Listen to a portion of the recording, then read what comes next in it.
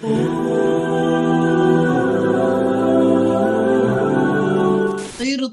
তীর্ত ঠিক আছে, র সাকিনের ডান দিকে জের আছে, কিন্তু র কে বারিক পড়া হবে না, কারণ র সাকিনের পরে হুরফে মুস্তালিয়া 7টি অক্ষরের মধ্যে তো এসছে, তাই র কে পুর করে পড়তে হবে। এই দেখেন আমাদের সোমবার দিনে কতটা হয়েছিল? 1 নম্বর 12। তফসিল নাম্বার 12 পর্যন্ত পড়া হয়েছিল, তাই তো? 12, তার মানে জি তাজদিদ হুজুর। তাজদিদ পড়া হয়নি, তাই তো? সুকুন ও জাজম পর্যন্ত পড়া আমাদের হয়েছিল। আজকের হবে আমাদের 13 থেকে তাজদিদের পড়া। তো তাজদিদ তফসিল নাম্বার 13 তাজদিদ। তাজদিদ সম্পর্কে কিছু কথা, যে তাজদিদ কাকে বলা হয় এগুলো প্রথমে বুঝে নেন। তাজদিদ কাকে বলা হয়, তাজদিদকে কেমন ভাবে পড়তে হয়, তাজদিদটাকে কেমন ভাবে পড়লে সঠিক হবে। দেখেন, তাজদিদ বলা হয় একটি সুকুন এবং একটি হারাকাত মিলিয়ে তাজদিদ তৈরি হয়। একটি সুকুন এবং একটি হারাকাত। সুকুন কাকে বলে আমরা জানি, হারাকাত কাকে বলে আমরা জানি, জাবার জের পেশকে হারাকাত বলে। তো একটা সুকুন এবং একটি হারাকাত মিলিয়ে তাকে তাজদিদ বলা হয়। এবারে তাজদিদের অক্ষরকে কেমন করে পড়তে হবে, যে অক্ষরের উপরে তাজদিদ হয় সেই অক্ষরটিকে দুবার করে পড়তে হয়। যে অক্ষরের উপরে তাজদিদ হয় সেই অক্ষরটিকে দুবার করে পড়তে হয়। একবার আগের অক্ষরের সাথে মিলিয়ে পড়তে হবে, একবার নিজে নিজে পড়তে হবে, ঠিক আছে? তারপরে দেখেন নাম্বার 3, নুন এবং মিম। নুন এবং মিমের উপরে তাজদিদ আসলে নুন এবং মিমকে গুণনা করা ওয়াজিব হবে। নুন এবং মিমের উপরে তাজদিদ আসলে নুন এবং মিমকে গুণনা করা ওয়াজিব, সেখানে একাধিক পরিমাণ গুণনা করে পড়তে হবে। আর গুণনা কাকে বলা হয়? গুণনা বলা হয় নাকের মধ্যে কিছুক্ষণ আওয়াজকে বন্ধ করে রাখার নাম হলো গুণনা। নাকের মধ্যে কিছুক্ষণ আওয়াজকে বন্ধ করে রাখার নাম হলো গুণনা। যেমন আন্না, মান্না, এইভাবে। আর গুণনার টান একালিপ সমতুল্য। গুণনাটা আমরা কতটা টানবো? গুণনাটা হবে একালিপ পরিমাণ সমতুল্য হবে। তাহলে আমরা সবাই বুঝলাম। দেখেন আর একটা বিষয় এখানে দিয়েছে, দেখেন তাজদিদ যুক্ত ওয়াও কিংবা তাজদিদ যুক্ত ইয়া মাদ্দায় বা ইয়া ওয়াও মাদ্দা বা ইয়া মাদ্দার মতো টান হয় না। ওয়াও মাদ্দা বা ইয়া মাদ্দার মতো টান হয় না, কিন্তু এখানে একটা আছে, যেমন আওয়াজ, যেমন কোনো জিনিসকে মানে যেমন স্প্রিং, স্প্রিং কে এরকম চেপে ছেড়ে দিলে যেরকম উঠে যায়, ঠিক ততটুকু ওয়াও এবং ইয়া এর উপরে তাসদিদ হলে ওর উচ্চারণটা ওইভাবে হয়। যেমন ইয়া, ইয়া, মাউ, হু, মাউ, হু, এইভাবে আওয়াজটা হবে। তাহলে আমরা বুঝলাম যে তাসদিদ যুক্ত অক্ষরকে দুবার করে পড়তে হয়, একবার আগের অক্ষরের সাথে মিলিয়ে, একবার নিজে নিজে। যাক আলহামদুলিল্লাহ, আমরা তো এগুলো সবাই পড়তে পারি। এগুলো আমরা সবাই পড়তে পারি তো ইনশাল্লাহ। জি, এটা হুম, এটা এটা কেমন পড়তে হবে একটু বললে একটু ভালো হতো। আচ্ছা, এটাকে যেমন আব্বা, ইব্বা, উব্বা, এটাকে টানা পড়া। এবারে আপনার অনুশীলনে গিয়ে আপনাকে কি করতে হবে? অনুশীলনে গিয়ে আপনাকে ইজরা করতে হবে। এখানে ইজরা করলেও হয়ে যাবে। যেমন হামজা বা জাবর আব, বা জাবর বা, আব্বা। বার উপরে তাজদিদ আছে, তাজদিদ আলা অক্ষরকে দুবার করে পড়বো, একবার আগের অক্ষরের সাথে মিলিয়ে, একবার নিজে নিজে। একবার আগের অক্ষরের সাথে, অর্থাৎ বা কে প্রথমে হামজার সাথে পড়তে হবে। বা কে প্রথমে হামজার সাথে পড়তে হবে, হামজার সাথে পড়তে হবে। তার মানে কেমন? বা আলিফ জবর বা হামজা জবর বলবো কি না? বা হ্যাঁ, হামজা জবর বলবো না, হামজা বা জবর আব, ঠিক আছে? আর হামজা তাজদিদ, হুম, আব। তাজদিদ যুক্ত অক্ষরকে পড়তে গেলে প্রথমে আগের অক্ষরের সাথে মিলিত হবে। এর মানে এই নয় যে যে অক্ষরের উপরে তাজদিদ আছে সেই অক্ষরটা মানে বানান করার সময় সেই অক্ষরটা আগে বলবো তার আগের অক্ষরের সাথে মানে মিলিয়ে, এরকম নয়। আগের অক্ষরটা সেই অক্ষরের সাথে মিলাবো যে অক্ষরের উপরে কি সাকিন আছে, এই যে অক্ষরের উপরে তাজদিদ আছে। তাহলে বানান করার সময় হবে হামজা বা জবর আব, বা জবর বা, আব্বা। কেউ যদি বলে যে বা হামজা জবর বা, হবে কি? হবে না, এটা নিয়ম না। আর আরবি ভাষার পড়ার নিয়ম হলো কি, ডান দিক থেকে, বাম দিক থেকে নয়, ডান দিক থেকে পড়ার নিয়ম, ঠিক আছে? তো আব্বা, ইব্বা, উব্বা। আচ্ছা, প্রথম 2 লাইন করে পড়বেন। রবিউল শেখ ভাই, আপনি প্রথমে 2 লাইন পড়েন। হামজা জাবার আপনি হামজা ডাইরেক্ট পড়েন, আব্বা, ইব্বা, উব্বা, এইভাবে পড়েন। আব্বা, ইব্বা, হুম, উব্বা, হুম, আব্বি, হুম, ইব্বি, হুম। উব্বু, উব্বি। হ্যাঁ জি, মাশাআল্লাহ, খুব সুন্দর হচ্ছে। চলেন আরেক লাইন পড়েন।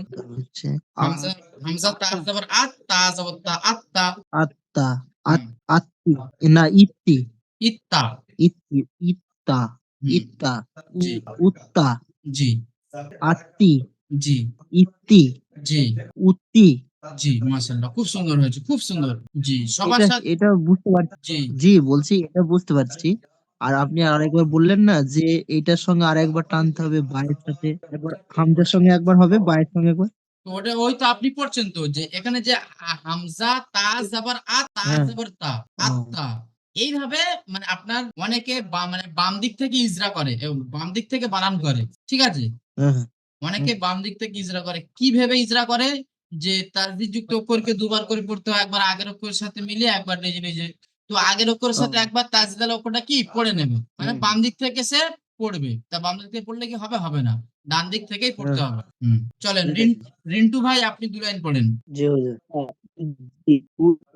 ইজ্জু, উজ্জা, উজ্জি, উজ্জু, আব্বান, ইব্বান, উব্বিন, উব্বিন, উব্বিন। মাশাআল্লাহ, খুব সুন্দর হয়েছে। আচ্ছা, তারপরে আমরা ১৪ নম্বর তথ্যে চলে আসি। ১৪ নম্বর তথ্যতে আছে হচ্ছে সাকিন। সাকিনের কায়দা। সাকিনকে যে পড়তে গেলে যে ৫ টি কে মানে পুর হওয়ার জন্য যে ৫ টি শর্ত আছে, সেই শর্ত এখানে বলা হচ্ছে। দেখেন, হচ্ছে এর উপরে যদি বা জাবার অথবা পেশ হয়, তাহলে টাকে পুর পড়তে হবে, অর্থাৎ মোটা আওয়াজ। ওকারের সাথে পড়তে হবে। তারপরে দেখেন নাম্বার ২, সাকিনের পূর্বে জাবার অথবা পেশ থাকলে কে পুর করে পড়তে হবে। নাম্বার ৩, সাকিনের পূর্বে জের, পরে হুরুফে মুস্তারিয়া ৭টি অক্ষর, ৭টি অক্ষর অর্থাৎ সদ, তদ, খ, গাইন, কফ, এই ৭টি অক্ষরের মধ্যে যদি কোনো একটি অক্ষর আসে তাহলে কে পুর করে পড়তে হবে। সাকিনের ডান দিকে জের ও পরে হুরুফে মুস্তারিয়া ৭টি অক্ষরের মধ্যে কোনো একটি অক্ষর যদি আসে তাহলে কে পুর করে পড়তে হবে। ঠিক আছে? নাম্বার ৪, সাকিনের পূর্বে জের যদি আসল না হয়, সাকিনের পূর্বে জের যদি আসল না হয় তাহলে কে পুর করে পড়তে হবে। জের আসল না হয় এই কথার অর্থ কি? আম, ইর, তাবু। আম একটা শব্দ, ইর, তাবু একটা শব্দ। ঠিক আছে?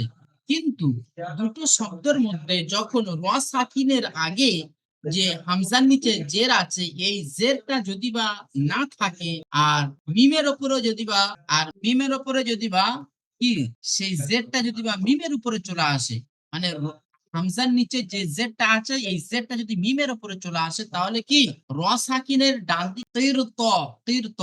ঠিক আছে? সাকিনের ডান দিকে জের আছে কিন্তু কে বারিক পড়া হবে না, কারণ সাকিনের পরে হুরফে মুস্তালিয়া ৭টি অক্ষরের মধ্যে এসছে, তাই কে পুর করে পড়তে হবে। কি যে জেডটা আছে ওই জেডটা কি আসল হলো না, ওই জেডটা হামজার জের মিম নিয়ে নিয়েছে। সুতরাং এখানে হামজার যে আসল মানে সাকিনের আগে যে আসল জের, সে আসল জের কিন্তু হলো না, অন্য অক্ষরের সাথে মিশিয়ে চলে গেল। ওই জন্য কি বলছে, জের যদি সাকিনের ডান দিকে সাকিনের পূর্বে জের যদি আসল না হয় তাহলে কে পুর করে পড়তে হবে। যেমন আমির তাবু থেকে তাবু থেকে আমির তাবু চলে গেছে। ঠিক আছে? তারপরে দেখেন ৫ নম্বর হচ্ছে সাকিনের পূর্বে জের যদি অন্য শব্দে আসে পুর হবে।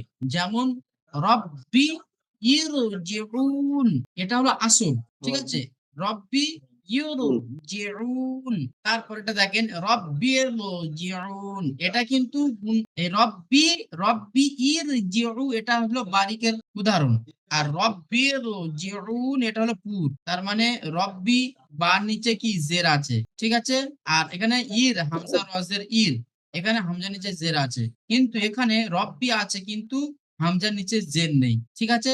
তাই কে অন্য মানে ধার করা হারাকাতের সাথে পড়া হচ্ছে। ঠিক আছে? তাই এটা কি অন্য শব্দ এসছে, ওই জন্য করে কে পুর করে পড়তে হবে। তাহলে সাকিনের পূর্বে জের যদি আসল না হয় তাহলে কে পুর করে পড়তে হবে। যেমন রব্বি ইরজিউন থেকে রব্বিরজিউন। ঠিক আছে? এইভাবে চলেন এক লাইন করে পড়বেন। প্রথমে পড়বেন নাজমুল হুসাইন ভাই, পড়েন। أعوذ بالله من الشيطان الرجيم بسم الله الرحمن الرحيم أرسلنا قرآن يغروك مرصادا মাশাআল্লাহ, খুব সুন্দর হয়েছে। তারপরে ভাই পড়েন তীর ত। ঠিক আছে? সাকিনের ডান দিকে জের আছে কিন্তু কে বারিক পড়া হবে না, কারণ সাকিনের পরে হুরফে মুস্তালিয়া ৭টি অক্ষরের মধ্যে এসছে, তাই রকে পুর করে পড়তে হবে। ফির কত একই আমির তাবু, আমির তাবু এখানে হলো কি র, র সাকিনের পূর্বে যে জেডটা আছে এটা অন্য শব্দের জেড, ঠিক আছে, এই জেডটা জি, হুম অন্য তার জন্য শব্দের যে। হ্যাঁ তাই রকে পুর করে পড়তে হবে। রব্বির এখানেও র সাকিনের ডান দিকে যে জেডটা আছে এই জেড আসল নয়। মুস্তাকিরুন রর উপরে দু পেশ থাকলে র মুসাদ্দাত কি হবে, র মুসাদ্দাত তোমার হচ্ছে না না সরি রর উপর তো পেশ আছে তো, তাই রকে পুর করে পড়তে হবে, ঠিক আছে, এগুলো সবই এমনই। আচ্ছা মুকসিদুল ভাই আপনি কিছু বলবেন কি? জি হুজুর, রর উপরে তাসদিদ থাকলে কি র পুরো হবে?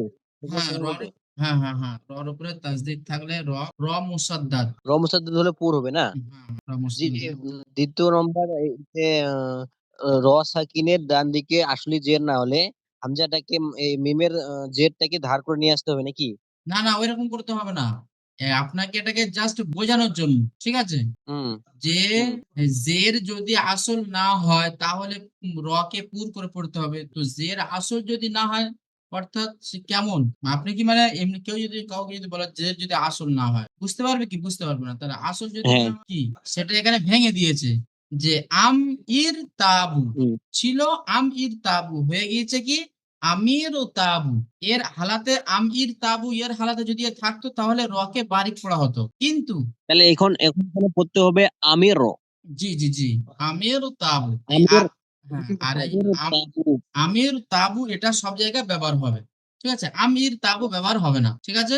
জি জি। চলে আসি এবারে জেরের বায়ানে, এই জের বারিকের বায়ান, বারিকের বায়ানে কি আছে যে হামজা, যে র সাকিনের নিচে যদি বা জের থাকে, র এর নিচে যদি জের থাকে তো রকে বারিক করে পড়তে হবে। নাম্বার 2 র সাকিনের ডান দিকে যদি জের থাকে তাহলে রকে বারিক করে পড়তে হবে। নাম্বার 3 র সাকিনের পূর্বে যদি ইয়া সাকিন হয়, র সাকিনের পূর্বে যদি ইয়া সাকিন হয় তাহলে রকে বারিক করে পড়তে হবে। তাহলে কে বারিক হওয়ার জন্য 3টে কায়দা, এর নিচে জের হতে হবে তাহলে কে বারিক করে পড়া হবে। নাম্বার 2 র সাকিনের পূর্বে যদি জের থাকে তাহলে কে বারিক করে পড়তে হবে। নাম্বার 3 র সাকিনের আগে যদি বা ইয়া সাকিন থাকে তাহলে কে বারিক করে পড়তে হবে। এবারে চলে আসে আমরা 15 নম্বর তাফসীরে, হুরুফে কমারি ও হুরুফে শামসি। হুরুফে কমারি বলতে কি আলিফ লাম পড়া হবে, আর হুরুফে শামসি আলিফ লাম পড়া হবে না। তো কোথায় আলিফ লাম পড়া হবে, কোথায় আলিফ লাম পড়া হবে না? হুরুফে কমারি হলো 14টি, আলিফ বা জিম হা খ আইন গাইন ফা কফ কাফ মিম ওয়াও ইয়া হা, ঠিক আছে, এই 5টিকে, এই 14টিকে হুরুফে কমারি বলা হয়। বলছে এই 14টি অক্ষরের আগে যদি বা আলিফ লাম আসে তাহলে এই 14টি অক্ষর মানে যদি আলিফ লাম আসে তাহলে আলিফ লাম পড়া হবে, আর এই 14টি অক্ষর ছাড়া যে সমস্ত অক্ষর আসবে সেই সমস্ত অক্ষরের আগে যদি বা আলিফ লাম থাকে তাহলে সে আলিফ লাম পড়া হবে না। এক কথায় তাজদিদ আলা অক্ষরের আগে যদি বা আলিফ লাম থাকে, কি তাজদিদ আল ওয়ালা অক্ষরের আগে যদি বা আলিফ লাম থাকে তাহলে আলিফ লাম পড়া হবে না। আর তাজদিদ আলা অক্ষরের আগে আর আলিফ লামের পরে যদি তাজদিদ আলা অক্ষর না আসে তাহলে আলিফ লামকে পড়া হবে, ঠিক আছে, চলেন। আচ্ছা হুজুর জি হুজুর বলছিলাম কি, এই আলিফ লাম কোরআনে তো এমনি থাকবে না? হ্যাঁ হ্যাঁ এমনি ঠিক আছে। এমনি থাকবে। তো আলিনুর ভাই আপনি পড়েন তো এক লাইন। والقمر হুম واليتامى ইয়াতামা, হুম والأقربين ওয়াল আকরাবিন, হুম জি মাশাআল্লাহ খুব সুন্দর হয়েছে। 16 নম্বর তাফসীরে দেখেন আল্লাহ শব্দের লামের কায়দা, ঠিক আছে, বলছে আল্লাহ শব্দের, বলছে আল্লাহ শব্দের লামের কায়দা কি করে পড়তে হবে। বলছে আল্লাহ শব্দের লামের আগে যদি বা জাবার অথবা পেশ ও পেশ থাকে তাহলে আল্লাহ শব্দের লামটাকে কি পুর করে পড়তে হবে।